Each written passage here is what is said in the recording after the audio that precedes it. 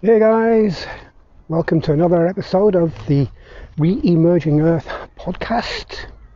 I'm Jeremy Scott, and yes, once again I am in my local park going for a walk around. It's a beautiful morning. It's sun's out. It's not quite double figures temperature wise yet, but it's getting there. And this coming weekend at the time of recording, we've got the spring equinox. So we're pretty close to there. I would say we are in spring, with all the flowers and everything coming out, and the birds and everything are a lot more lively, and the trees are starting to bud and flower and stuff like that. It's just absolutely brilliant. I love this time of year because you see all the new growth. When you look past, into the past kind of thing, over the past couple of years and so on, it has been quite a dark time. And I'd like to talk about that today, about re-emerging out of dark times into more pleasant, more positive times, from darkness into the light. It's probably going to be the title of this podcast, really, this podcast episode. And kind of reminded over these last few years how dark it's been with the COVID situation, obviously, and that had a global effect. Everyone all around the world, every single country in the whole world was affected directly with that. And normally I would say directly or indirectly, but in fact it was more direct, and many countries still are. Just this last weekend at the time of recording, they were saying the cases were rising again here in UK. However, the situation compared to where it was a couple of years ago isn't quite so dire, isn't quite so dangerous in that sense. So we're learning to live with it, as our Prime Minister says we ought to be doing, and I fully support that, because most people I know of who have caught the recent variant, it's been more like a bad cold. And I do believe I had it myself towards the end of last year as well. But we are emerging out of that into a brighter possibility, a brighter way of living in that sense. However, in other areas, as we well know, there has been new shades of darkness that have appeared, especially in Ukraine and other countries around the world. As soon as things started to ease off, these situations re-emerged themselves in that sense, and it kind of coloured the situation in many ways. It took the shine off all the good stuff that was happening, all the positivity that's been going on, and it took the shine off it a little bit. The thing is, it's not the first time.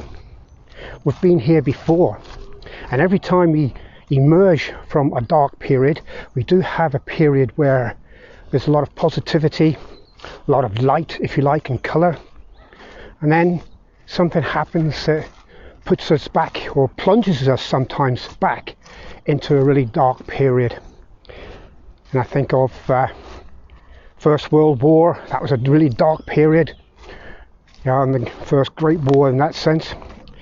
There are other wars that may have been a bit more global as well before then, but certainly that's the one that's been attributed as the Great War.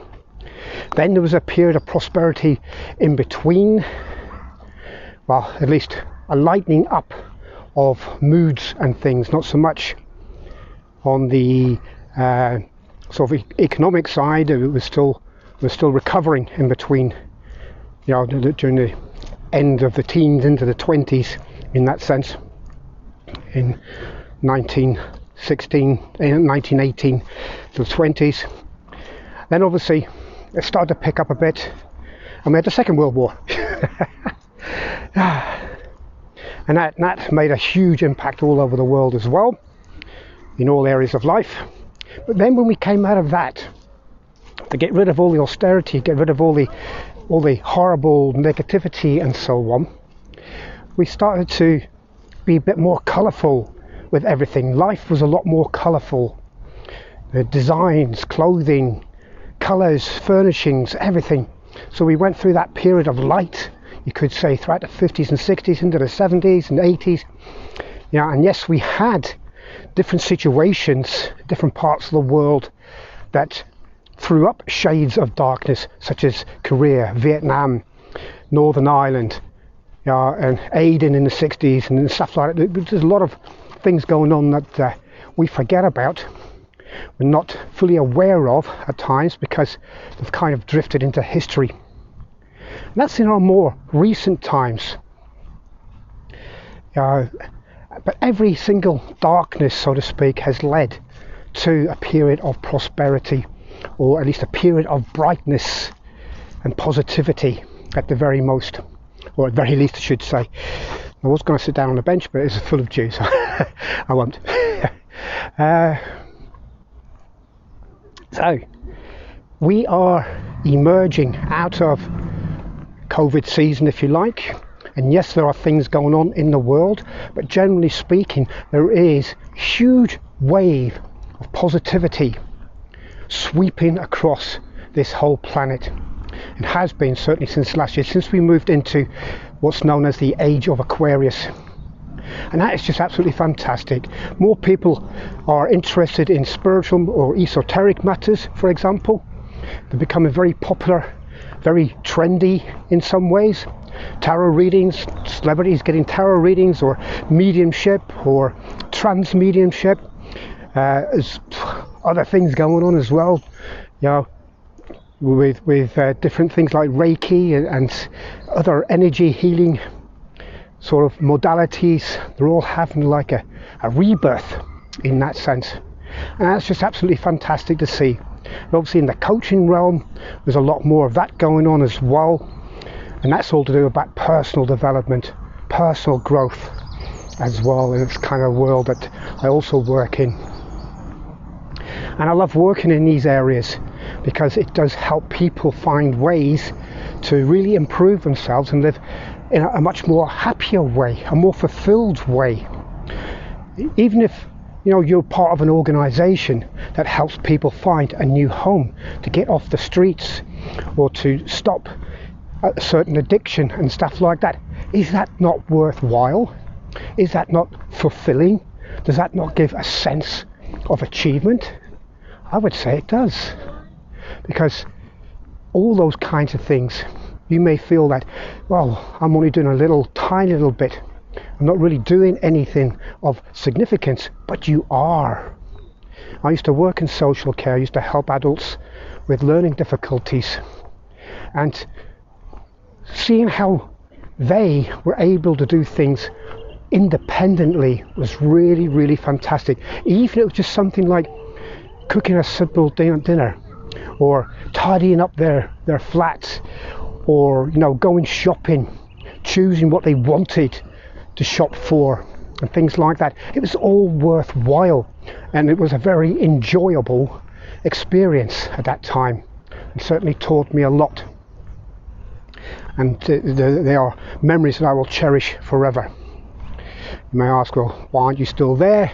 Certain circumstances took over, and it was no longer viable for me to work within that sector. Nothing bad, it's just a change of finances and things like that at that time. But you re-emerge out of those dark times, and we re-emerge as individuals as well from dark times, from the challenges that we face up to, from all the situations that we think, oh, there's no way out of this. Then all of a sudden we find a solution. Some of us have prayed, some of us have used certain meditations, certain modalities, law of attraction and things like that, to attract into your life the abundance that you're looking for, or the help that you need. Others are asking for help from guides and angels. These all work. These are all things that I do now as well. In many areas, I ask help from angels, guides. I'm in regular contact with my guides on a daily basis, and throughout the day just checking in, make sure I'm on track and stuff like that, but without being obsessive with it. If it's like the mundane things, should I have a cup of tea now or not, or another coffee or not, those decisions I can make. I'm talking about more about the greater life-changing decisions, or the more serious, significant decisions and choices that we have to make, perhaps on a daily basis, perhaps as well. What do I need to know for the day is a good thing. Gives you an area to focus on. So when I meditate in the morning, that's something that I ask. What do I need to know right now for my highest and greatest good? And then I wait for an answer. Then when I receive an answer, or whether I receive an answer or not, because sometimes I don't always receive an answer, I'll just carry on with my day. And if there is something that I need to focus on, then that's what I'll be working on throughout the particular day. And that's how it works for me. I'm sure that could work for you in that way as well. So whenever you've got challenges, whenever you think you're down and out and you've got nowhere else to go, well, you can go up. If you're in that dark tunnel, don't expect a train to be coming the other way when you see a light, because that light most likely is leading you to the way out. And that is very, very important, to have that positive mindset in that way, knowing that whatever it is you do, you are on the right track for yourself, and you will be able to find the solution when you tune into the universe, source, God, Jesus, whoever it is you speak to at these times of need, for help. Ask for the help. Ask for the help and you'll receive it. Because there's one thing for certain. All these entities that are around us in the spirit realm, they want your highest good. They want you to really learn the lessons that you're here to learn, and to do that in a more positive way so that you can move forward and enjoy your life while you're here. You're not here to suffer. You're not here to face challenge after challenge after challenge. You're here to enjoy yourself and have fun and enjoy the experiences that this life puts upon you in different ways. Some of you may be saying, well, that sounds a bit airy-fairy to me. And a few years ago I probably would have said the same thing. However, I've proved otherwise. I've used different modalities, tried out different methods, and now found the ones that are fit for me and they work for me, through meditation and things like that, and tarot reading, Reiki. I use all these modalities together. I don't just focus on one single one. You may well do. That is your choice. You may just focus on one single modality to help you through different and difficult times. And when we re-emerge from this darkness, whether imposed upon us or even self-imposed by our own negative thinking, once we re-emerge back into that light, the more enlightened way, if you like, then you can really open up to more positive possibilities which will help you with your personal growth, your spiritual development, that kind of thing as well.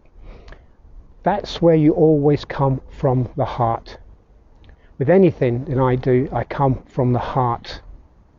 And that's something I have learned over the years, that coming from the heart with that unconditional love is probably the quickest and best way to learn anything in particular.